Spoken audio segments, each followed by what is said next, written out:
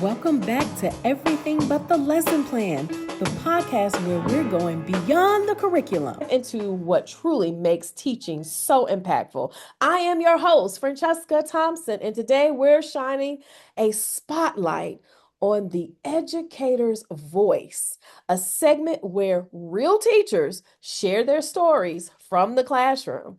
From this unforgettable aha moment to the tough days that test your resilience. This episode is all about the voice that often goes unheard, the teachers who are on the front line every single day. These stories aren't scripted, they're raw, they're real, and they're full of heart. Joining me today is Renate Matthews, a dedicated educator whose passion for her students and her craft has transformed not only her classroom experience, but also her life. We'll hear about her highs and her lows and everything in between as she shares her unique journey into teaching and what kept her motivated along the way. Welcome to the show, Miss Matthews. How are you today? I am excellent. Thank you so much for having me. Yeah, I'm excited. This is so Miss Matthews is a long time. We're friends, guys. Okay. I met her through this mutual program. It was called Youth Entrepreneurs, and now it's called Empowered. And when I say I love her, she is just everything to me. But we live in two totally different states, and so we only get to connect when we're doing empowered events. So I haven't seen you in a while, but you look good, girl. Thank you. Thank you. Trying to be like you. Yeah, so tell people where you from? Um, Where uh, do you currently live? Born and raised in Detroit. Mm-hmm. Although I always tell people I'm the only one here. All my family's in Georgia. So my Oh, mom is in Georgia and it was 12 of them and all of them stayed in Georgia except two. So I have a vast family in Georgia and that's where I spent every summer. okay, so I'm learning something new. Okay, so when you come down here next summer, we got to get together for lunch. Sounds like a plan. Okay, we gonna set this date right here. It was recorded, okay? But I love Detroit.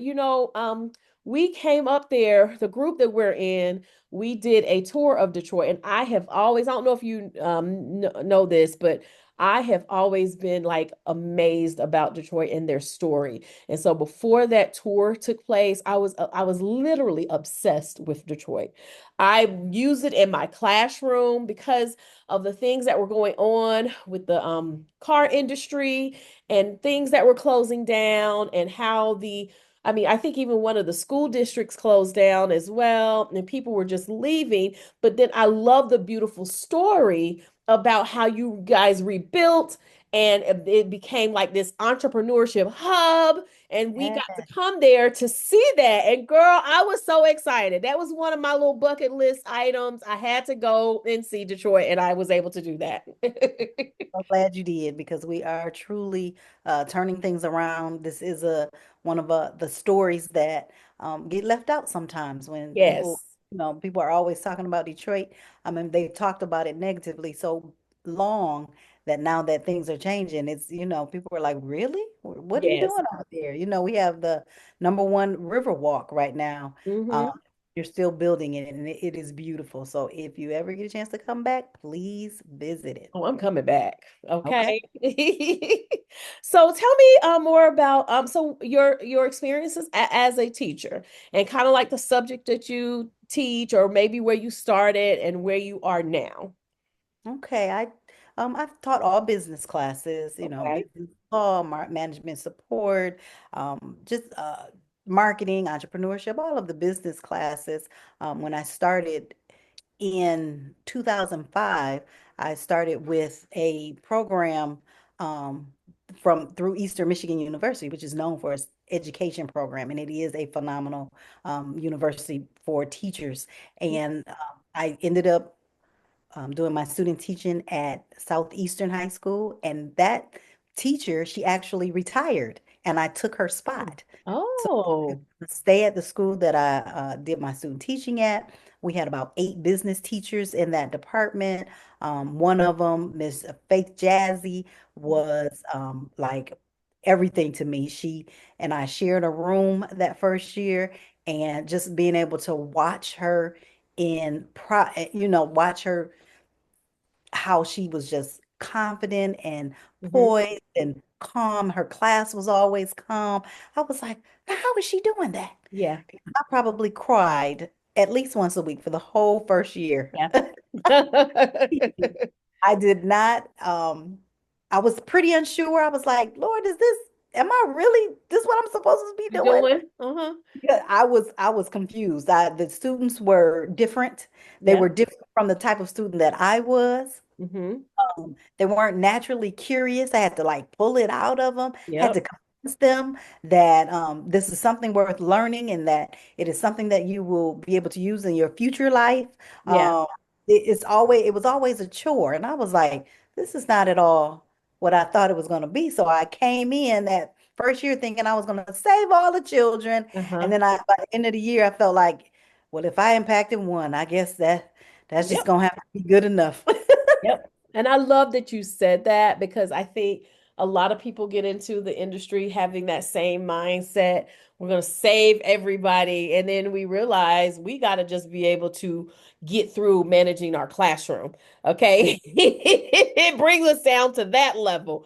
And that's real for us because we have these big expectations, but we're not going to allow our expectations to change. We're going to keep towards our goals, but we got to adjust sometimes and be flexible. And I'm glad you had that mentor that kind of guided you. I had the same thing. Someone who was that was a model for me. And I was like, I remember I always share, I went my first, I was in Atlanta Public Schools, and my first, I think, week, I'm this happy teacher running around trying to do all of these things and change all of these things. And then my mentor, who her name is Melissa, uh, Oh, and she said, girl, we do not do all of that.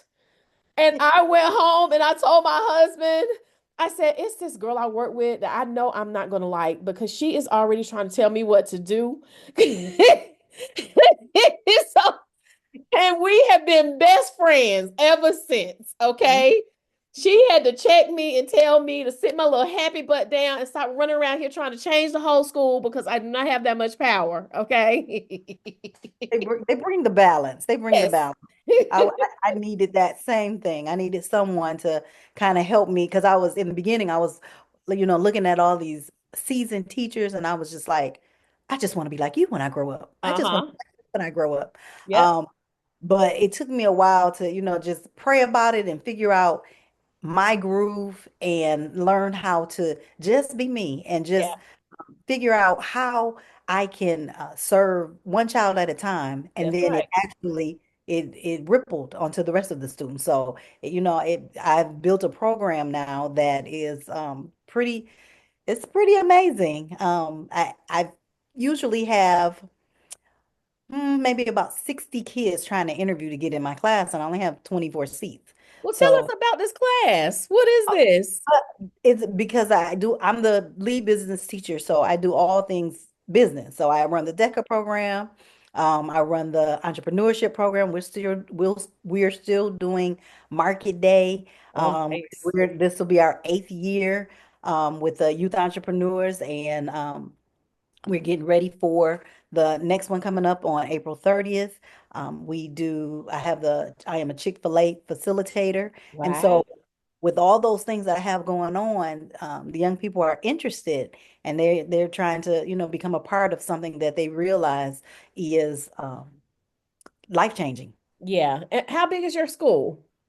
We have about 600. Okay. And so I love that you put it out there. Look, you guys, it's a limited spot. People desire your program because they know the quality that comes with it. And you built that over the years that you've been doing that through partnerships with Empowered, that formerly used to be Youth Entrepreneurs.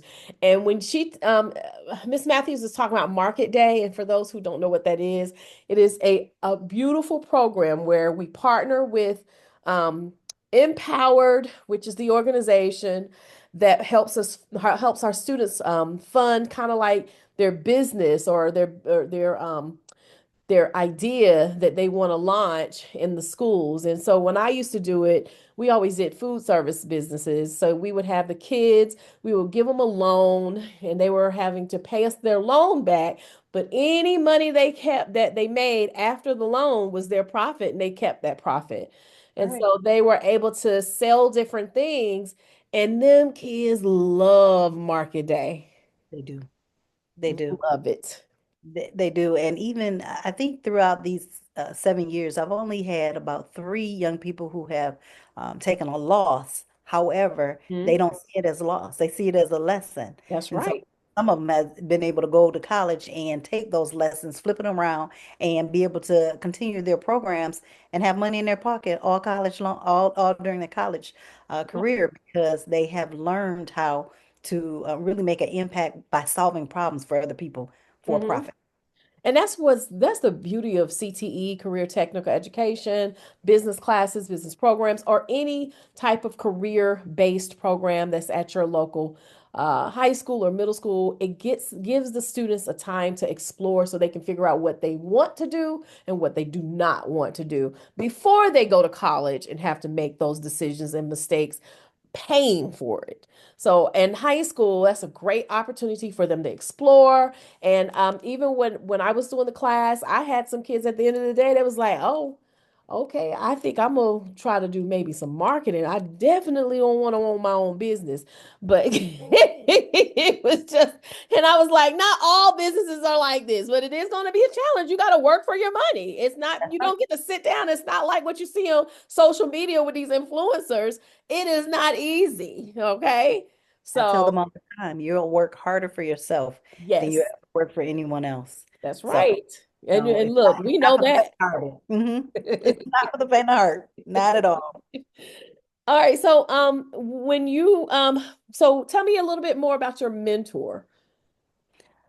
So, Miss Faith Jazzy was one of the seasoned teachers in the department who was able to connect with the young people and build relationships that made a difference in how they interacted with her. So they would do things with her or be able to be more productive with her that they weren't able to do in other teachers' classrooms. So Hmm. that was something that I actually, I kind of took from her bag and I learned how to just build relationships and how that makes all the difference in the world, especially when it comes to the end of the year. Because at Yeah. that first year, and it started getting hot, and all the students start changing and acting different, I learned that the relationship I build at the beginning of the school year, the expectations that I set at the beginning of the school year was the game changer. So even when it got hot, they still understood my 7 R's. I called it the 7 R's. They were still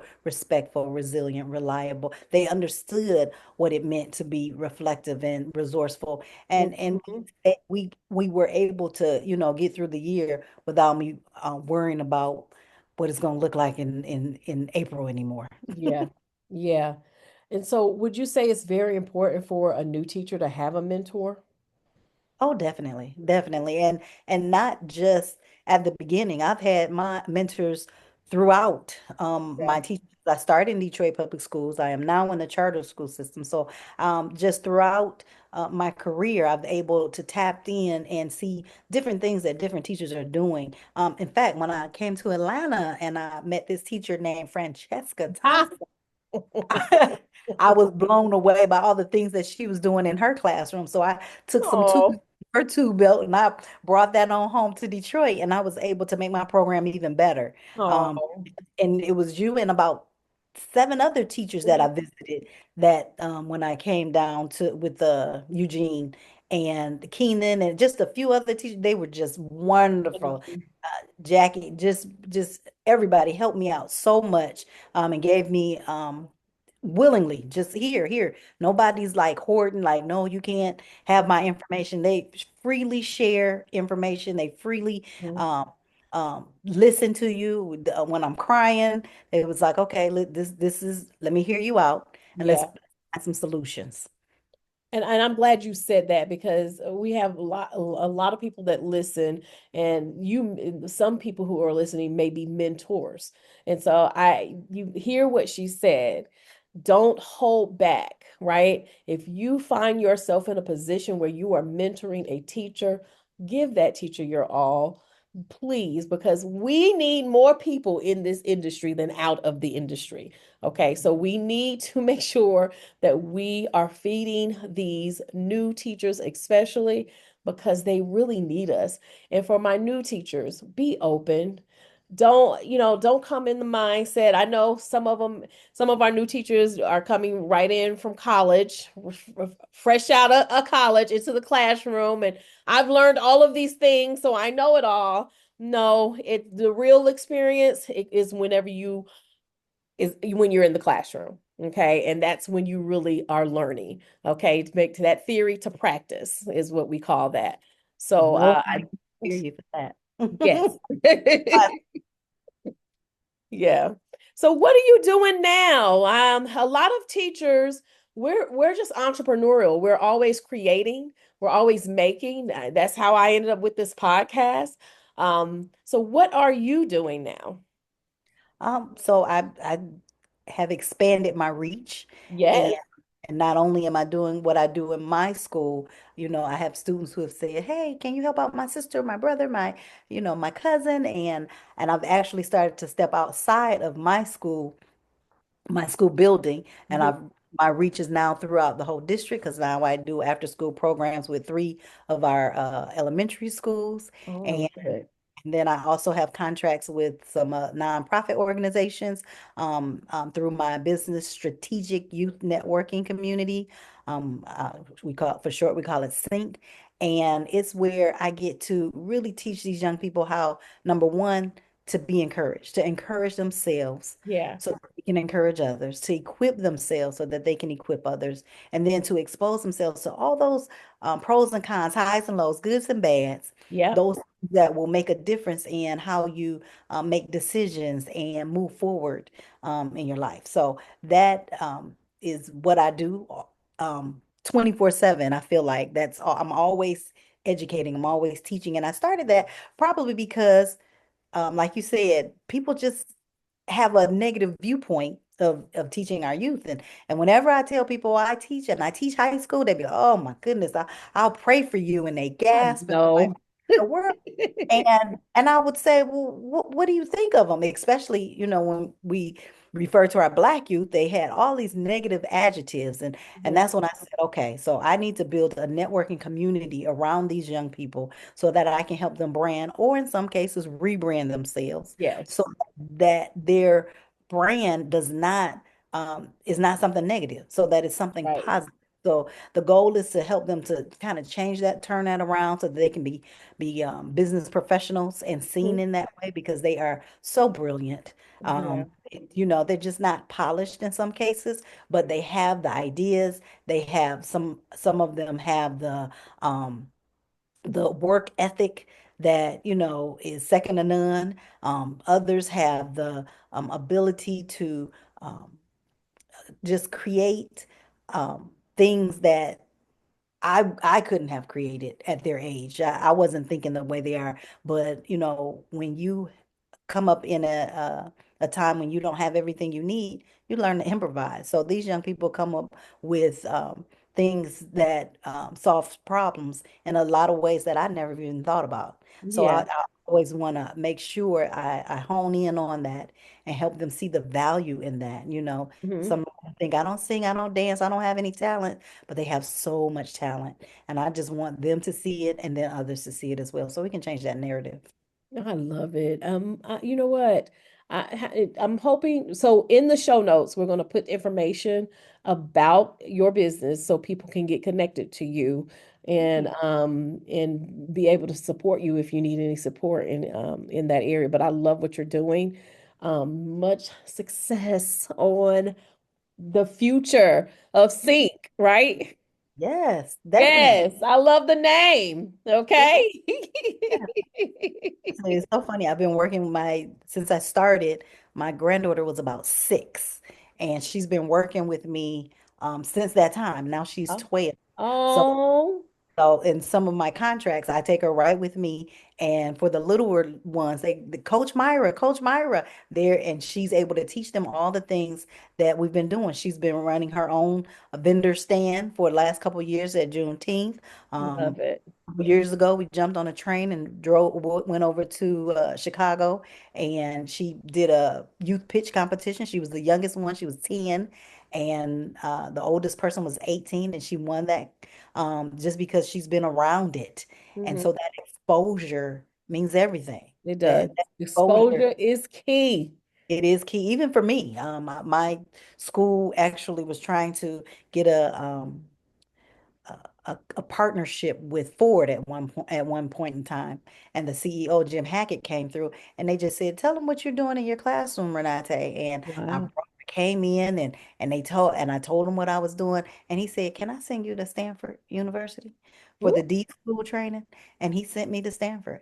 oh I my goodness. That exposure was like unlike any other. I was the only teacher there. Everyone else was business professionals from around the world. Better. Okay, I'm Um, snapping it up for you, Thank ma'am. you. Thank you. But I learned the Stanford style design thinking process. And now I teach my young people how to use that How to process, use it. be human centered in their what when they're designing and creating things for others, and learn how to do those empathy interviews and radical collaboration, all those things Oh, that are um, killing it. it's the things that they need that is going Yes. to help them as they, deal with life. Yeah. Oh wow. I've learned so much from you today. Okay. Thank I learned so much from you today, ma'am. This is why we always gonna be connected and friends, okay? You gotta you. keep your friends who smart now. So you That's why can I'm learn holding from on to you. them, okay? That's why I grabbed your coattail. So let me ask you this. This is one of my last questions because I always love asking this question. Go back to your first year. Your first year of teaching. What would you tell yourself? Just be you. Be you. Just be you. Build those relationships with those young people. Mm-hmm. Um, Listen to them. Mm-hmm. Hear what they don't say, and Mm-hmm. do understand that if I spend my time focusing on worrying about what I don't have instead of focusing on what I do bring to the table, um, I'll get further faster if Yeah. I stop doing that. Yeah. Don't do that. Wow. I love it. Well, a great show today. I'm glad you were able to we were able to connect and so we can have your voice out there so people can learn from you. So I really do appreciate that. Thank you so much. I appreciate the opportunity. Yes. Well, thank you once again for volunteering your time and acknowledging what we need to do for teachers. This episode is about telling a story, and stories are good for the soul, and it also helps us to connect with people. We don't know who is going to listen to this one day, but hopefully they will connect with something you said. Thank you for your service, Miss Matthews. For our listeners, please don't forget to answer the poll, like, vote, and share this episode.